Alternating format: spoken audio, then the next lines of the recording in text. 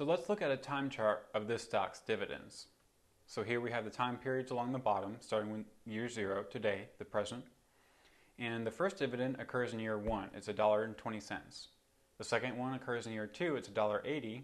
And then we have a dividend of $2.50 that occurs in year 3, which then grows at a constant rate of 6%. All this is given in the problem. So first, let's use the perpetuity equation to take care of the dividends starting in year 3 and going on to infinity, since they all grow at a constant rate of 6%. So since these dividends don't change, the growth rate is constant, and we know they start in year 3, we can basically treat this as a constant growth perpetuity. So remember, the equation for the present value of a constant growth perpetuity says the value in year 2, or in any year, is equal to the dividend in 1 year after that valuation. So we're starting in year 3 with a dividend of 2.5. We're going to get the value a year before. That's the most important thing to remember when using these equations. So we take the dividend in year 3 and divide it by the discount rate, R, and then we subtract the growth rate, since these dividends are growing at a constant rate. And we'll get the value of all the dividends starting in year 3 forever, and we'll get it evaluated in year 2.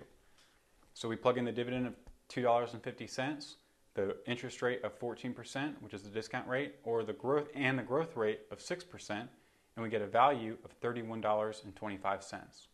And again, that takes care of all these dividends, and it evaluates all of them right here. So now we have a $31.25 valuation in year 2, as well as a $1.80 dividend that actually occurs in year 2. So now let's add those two, the $31.25 and the $1.80, since they both occur in year 2, and discount the sum back 1 period. So we're going to find the value in year 1 of these two things. First we add them, $31.25 plus $1.80, and then we just discount them by the discount rate, which is again given in the problem as 14%. So we divide it by 1 plus the interest rate, 1.14, and we get a value in year 1 equal to $28.99.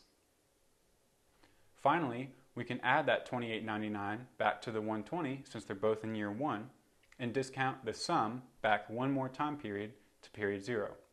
And this will give us the price, because we've discounted all of the dividends of this stock back to year 0. So we add the $28.99 to the $1.20, divide it by 1 plus the interest rate, which is 1.14, and we get a value in year 0 of $26.48.